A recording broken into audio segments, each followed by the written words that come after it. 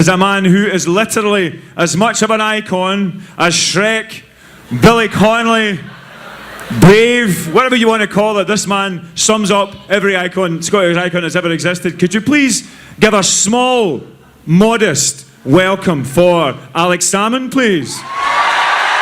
No more modest. Come on.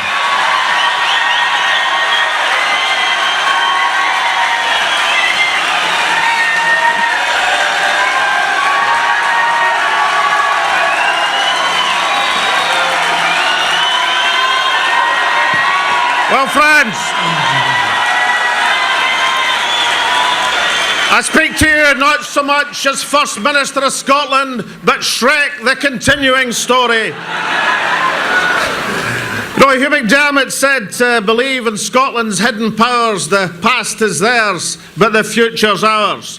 I think Scotland's hidden powers are working for us. The first sunny day of the entire summer. Meteors lighting up the sky of Scotland last night.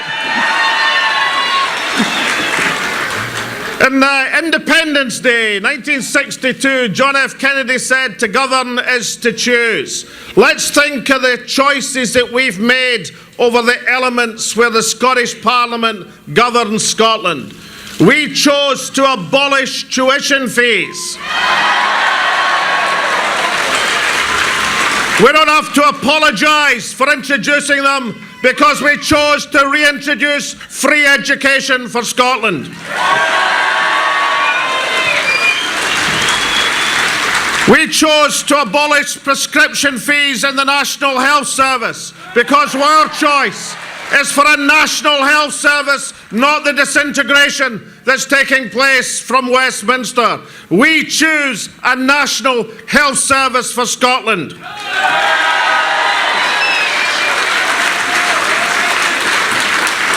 We choose to face down some of Scotland's social problems. We choose a minimum price on alcohol so that we can face the future as a responsible nation. So let's think of some of the things that Westminster chooses for Scotland. Why should they choose austerity when we want to choose investment in the future? Why should they choose to govern social security in such a way that people with a disability of blindness have to come to the Scottish Parliament complaining about being reduced to penury? We choose a different way to protect the people of Scotland.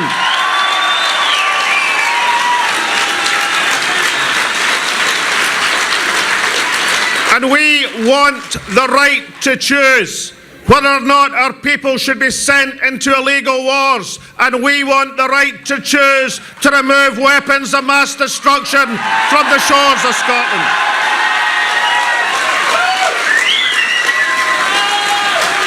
The British Social Attitude Survey showed last week, although you wouldn't hear about it in our national papers, the British Attitude Survey showed that independence was now the most popular option. That is a Scottish Parliament controlling all of the affairs of Scotland.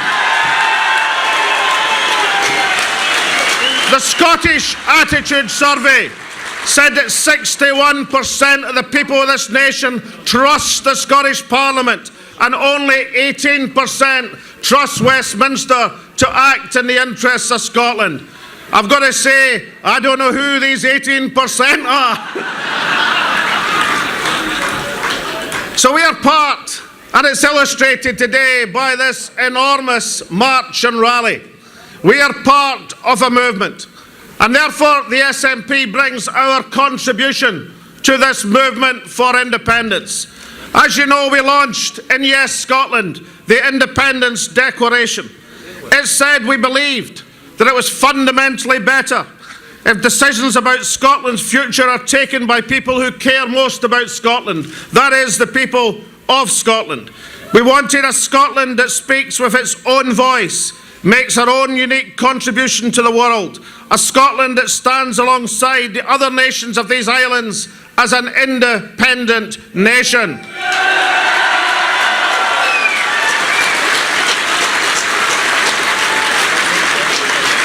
Now, our contribution as the SNP over this summer is that we have mobilised 100,000 signatures already behind that declaration of Scottish independence. Building towards the Yes Scotland target of 1 million declarations by the time of the referendum. We believe that we are part of a wider coalition, and we believe that just as the skies round Scotland were lit up by meteors last night, this campaign will light up Scotland over the next 2 years.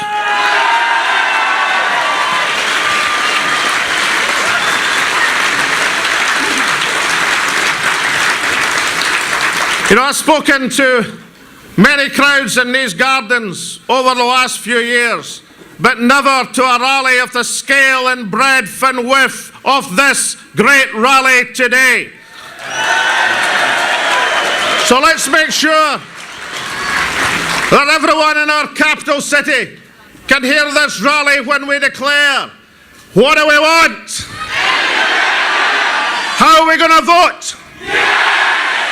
I want us to make sure that folk in Glasgow can hear this. What do we want?